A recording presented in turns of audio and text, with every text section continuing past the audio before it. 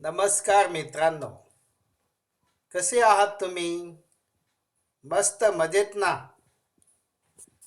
बालमित्रांनो, आज आपण सुलभ भारती पाठ्यपुस्तकातील पाठ क्रमांक 14 अप्पाजींचे चातुर्य हा पाठ अभ्यासणार आहोत.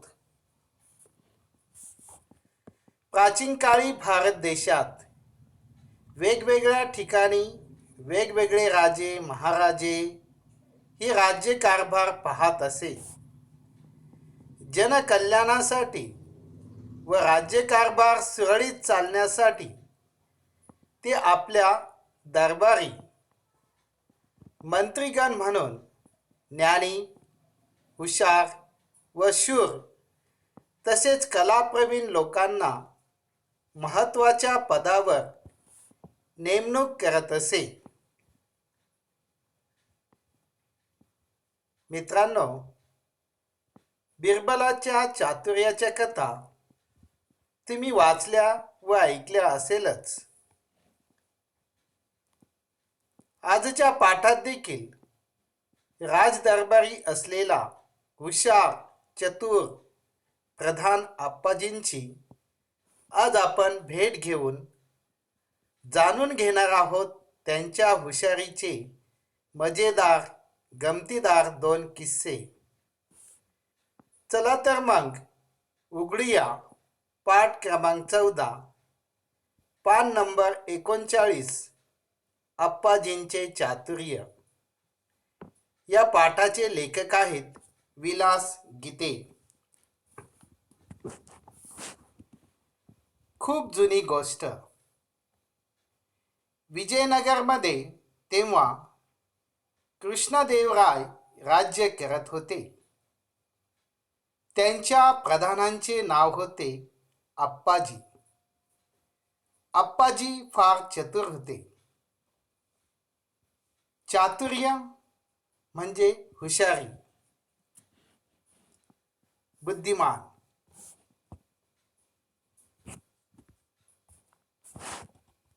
ही खूप जुनी गोष्ट आहे. विजयनगरमध्ये तेव्हा कृष्णदेवराय राज्य करत होते. भारताच्या नकाशामध्ये विजयनगरचे साम्राज्य दाखवले आहे, ते तुम्ही बघा. हे कृष्णदेवराय यांनी विजयनगर येथे 1509 ते 1529 इसवी सनाच्या कालखंडात राज्य केले आणि त्यांच्या प्रधानांचे नाव होते अप्पाजी.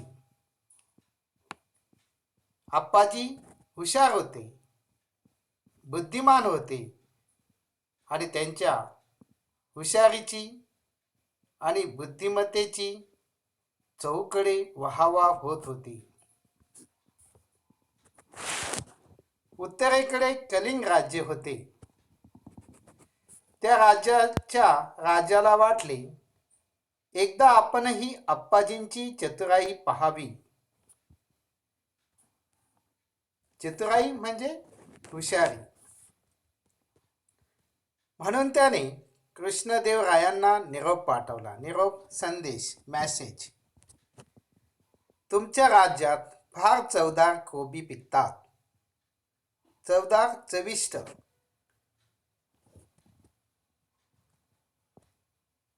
असे मी ऐकले आहे. त्यांचा आस्वाद घेण्याची माझी इच्छा आहे. आस्वाद म्हणजे चव चाखणे. माझ्यासाठी काही कोबी पाठवाल का?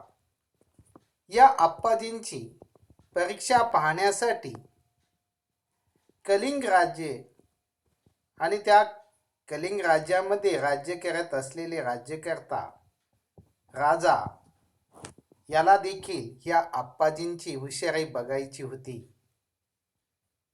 त्यांनी देखील अप्पाजींविषयी ऐकलेलं होतं. त्यांच्या हुशारीविषयी त्यांना काही कथा ऐकण्यात आल्या होत्या आणि ह्या अप्पाजींची चतुराई, हुशारी आपण बघावी ही त्यांची मनोमन इच्छा होती. म्हणून त्यांनी विजयनगरच्या राजाला निरोप पाठवला की मला तुमच्या राज्याचे कोबी खायची इच्छा झाली आहे, कारण तुमच्या राज्यात खूप छान चवदार अशी कोबी मिळते. तुम्ही माझ्यासाठी कोबी पाठवाल का? असा मेसेज, असा निरोप त्यांनी विजयनगरच्या राजाला म्हणजेच कृष्णदेवराय यांना पाठवला आहे. भारताच्या नकाशात कलिंग राज्य दाखवले आहे, ते तुम्ही बघा. कलिंग राजाला कोबी पाठवण्याची कृष्णदेवरायांना इच्छा होती, पण ते पाठवणार कसे?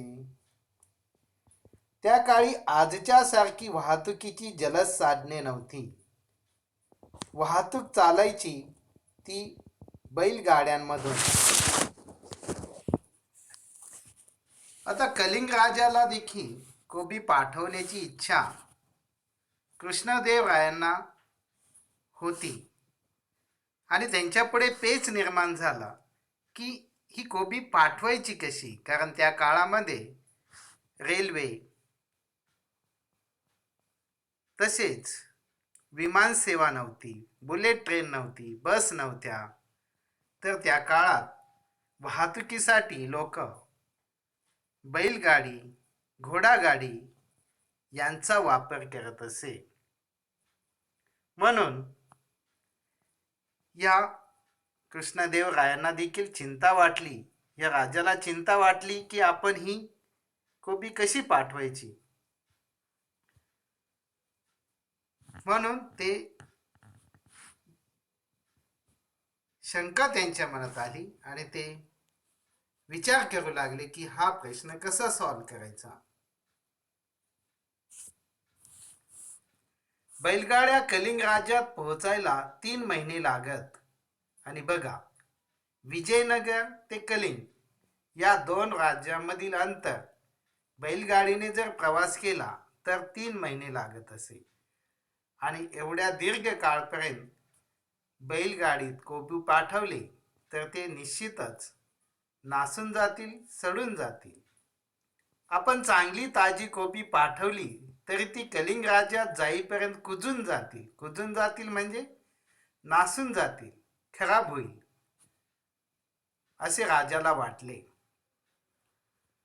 आपली शंका त्यांनी आप्पाजींना सांगितली आणि त्यांचा सल्लागार असलेले आप्पाजी यांना ही अडचण, ही समस्या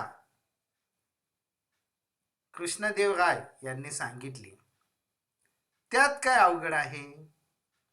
एका बैलगाडीत गाडीवानाला बसण्यापुरती जागा सोडून बाकीच्या जागेत माती भरा, त्या मातीत कोबीचे बी पेरा, रोज कोबीच्या रोपांना पाणी देत पुढे जायला गाडीवानाला सांगा. गाडी कलिंग राज्यात पोहोचेपर्यंत कोबी तयार होतील. बघा, आप्पाजींची हुशारी बघा. त्यांना ताबडतोब प्रश्नाचे उत्तर समजले की आपण बैलगाडीमध्ये माती भरली, त्याच्यामध्ये कोबीचे बी पेरले तर तो गाडीवाला गाडी हाकत हाकत दर दिवस त्या बियांना पाणी टाकत पुढे चालला तर निश्चितच कलिंग राज्यात जाऊपर्यंत छानसे कोबूचे रोप तयार होऊन त्याला कोबू येतील आणि त्या राजाला, कलिंगच्या राजाला ताजे चवदार कोबू खायला निश्चितच मिळेल अशी आप्पाजींची खात्री होती. राजाने आप्पाजींच्या सांगण्याप्रमाणे एका गाडीत माती भरून त्यात कोबीच्या बिया पेरून ती कलिंग राजाकडे रवाना केली. रवाना करणे म्हणजे पाठवणे. गाडीवान, जो गाडी चालवितो तो, त्याला गाडीवान म्हणतात. प्रवासात रोज कोबीच्या रोपांना पाणी देत होता. 3 महिन्याने ती बैलगाडी कलिंग राज्यात पोहोचली. कलिंग राजाला ताजी कोबी मिळाली. त्याला आनंद वाटला. आप्पाजींचे कौतुकही वाटले. बघा, आप्पाजींनी प्रश्न अतिशय सुंदरपणे सोडवला.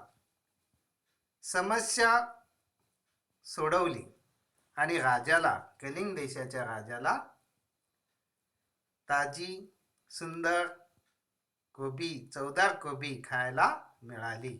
म्हणून आप्पाजींचे त्यांनी कौतुक केले. त्यांना आनंद झालेला आहे. आप्पाजींची आणखी एक परीक्षा घ्यावी असे कलिंगच्या राजाला वाटले. त्याने एकसारख्या दिसणाऱ्या 3 मूर्ती मागवल्या. मूर्ती म्हणजे स्टॅच्यू, पुतळे, व म्हणाले, या 3ही मूर्ती दिसायला सारख्या असल्या तरी त्यातील एक मूर्ती निकृष्ट आहे. म्हणजे सारख्या वजनाच्या, सारख्या आकाराच्या, सारख्या दिसणाऱ्या अशा 3 मूर्त्या त्यांनी आप्पाजींकडे आणल्या आणि सांगितल्या, यांच्यातील फरक ओळख. मुलांना, आपण बघतो की जुळे भाऊ, जुळ्या बहिणी यांना ओळखणं हे अवघड असतं. तशाच पद्धतीने एकसारख्या दिसणाऱ्या मूर्ती यांच्यातील फरक शोधणं देखील अवघड असतं. त्यातील एक मूर्ती निकृष्ट आहे, दुसरी मध्यम दर्जाची आहे आणि तिसरी उत्कृष्ट आहे. निकृष्ट म्हणजे हलक्या प्रतीची, दर्जा म्हणजे क्वालिटी, योग्यता, आणि उत्कृष्ट म्हणजे उत्तम, बेस्ट. सारख्या दिसणाऱ्या 3 मूर्तीमधील उत्कृष्ट कोणती ते मला सांगा. हा प्रश्न कलिंगच्या राजाने आप्पाजींना टाकलेला आहे. त्यांच्यातील फरक इतर कोणालाही ओळखता येईना. फरक म्हणजे तफावत. आप्पाजी म्हणाले, मी सांगतो फरक. त्यांनी एक लवचिक तार घेतली. लवचिक म्हणजे वाकणारी, फ्लेक्झिबल. ती एका मूर्तीच्या कानात घातली. तेथून ती तार मूर्तीच्या तोंडातून बाहेर पडली. आप्पाजी म्हणाले, ही निकृष्ट मूर्ती. आप्पाजींनी लवचिक तार घेतली आणि ती एका मूर्तीच्या कानात घातली, तर ती तार दुसऱ्या कानातून न निघता ती त्या मूर्तीच्या तोंडातून बाहेर पडलेली आहे. म्हणून आप्पाजी म्हणाले, ही निकृष्ट मूर्ती आहे. नंतर आप्पाजीने ती तार दुसऱ्या मूर्तीच्या कानात घातली. ती तार त्या मूर्तीच्या दुसऱ्या कानातून बाहेर पडली. आप्पाजी म्हणाले, ही मध्यम दर्जाची मूर्ती. त्यानंतर ते दुसऱ्या मूर्तीकडे गेले आणि त्या मूर्तीच्या कानामध्ये तार घातली असता ती तार दुसऱ्या कानातून बाहेर पडली. आणि आप्पाजी म्हणाले, ही मीडियम क्वालिटीची, मध्यम दर्जाची मूर्ती आहे. तिसऱ्या मूर्तीवरही आप्पाजींनी हाच प्रयोग केला. त्या मूर्तीच्या कानात घातलेली तार तिच्या तोंडातून वा दुसऱ्या कानातून कुठूनच बाहेर पडली नाही. आप्पाजी म्हणाले, ही उत्कृष्ट मूर्ती. आप्पाजीने तिसऱ्या मूर्तीच्या कानात घातलेली तार ही दुसऱ्या कानातून बाहेर पडली नाही की तोंडातून बाहेर पडली नाही, म्हणून तिला उत्कृष्ट मूर्ती म्हणून आप्पाजीने सांगितले. आप्पाजींनी कलिंग राजाला त्याच्या प्रश्नाचे उत्तर दिले. आपण मागवलेल्या मूर्तीपैकी एका मूर्तीच्या कानात घातलेली तार तिच्या तोंडातून बाहेर पडली, ती निकृष्ट मूर्ती. एकदा माणूस ज्या अफवा ऐकतो, अफवा म्हणजे खोटी बातमी, वदंता, रुमर, त्याचा खरे खोटेपणा पडताळून न पाहता जर तो त्या दुसऱ्यांना सांगू लागला तर त्याचे व समाजाचे हित होत नाही. हित म्हणजे कल्याण, भले.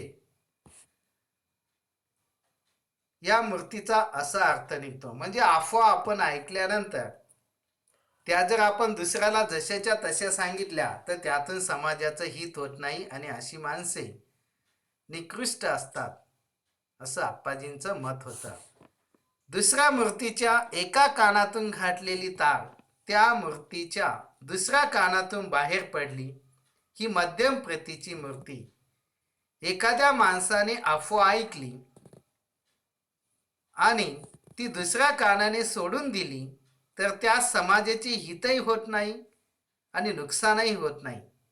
हा या दुसऱ्या मूर्तीचा अर्थ. म्हणजे आपण जर अफवा ऐकल्या आणि त्या कुणालाही न सांगितल्या तर समाजाचं हितही होत नाही आणि नुकसानही होत नाही. म्हणून अशी माणसं मीडियम क्वालिटीची असतात, असं आप्पाजींचं मत होतं. तिसऱ्या मूर्तीच्या कानात घातलेली तार तेथेच अडून राहिली. ही तिसरी उत्कृष्ट मूर्ती. अफवा ऐकल्यावर जो माणूस दुसऱ्या कानाने ती सोडून देत नाही किंवा लगेच ती दुसऱ्याला सांगत नाही तर तिच्या खरे खोटेपणाची खात्री करून, खात्री म्हणजे विश्वास करून घेतो आणि आपण काय ऐकले ते पुराव्याशिवाय सांगत नाही, पुरावा म्हणजे प्रूफ, तो माणूस उत्तम. हा तिसऱ्या मूर्तीचा अर्थ होय. म्हणजे आपण जर एखादी अफवा ऐकली तर प्रथमतः आपण तिची खरे खोटेपणा ओळखून घेतला पाहिजे, खात्री करून घेतली पाहिजे, त्याशिवाय दुसऱ्याला सांगू नये, असं आप्पाजींचं मत आहे. म्हणून तिसऱ्या प्रतीचा जो माणूस आहे, जो अफवा ऐकतो आणि दुसऱ्या कोणाला खात्री झाल्याशिवाय सांगत नाही, तो उत्कृष्ट माणूस आहे. कलिंगच्या राजाला आप्पाजीचे उत्तर मिळाले. आप्पाजींनी तीनही मूर्तीचा दर्जा ओळखल्याने राजा संतुष्ट झाला. संतुष्ट होणे म्हणजे समाधान होणे. त्याने आप्पाजींचे व कृष्णदेवरायांचे अभिनंदन केले. अशा पद्धतीने आप्पाजींची हुशारी आज आपण बघितलेली आहे. सुंदर पद्धतीने उत्तर त्यांनी दिले आहे. थँक्यू. धन्यवाद.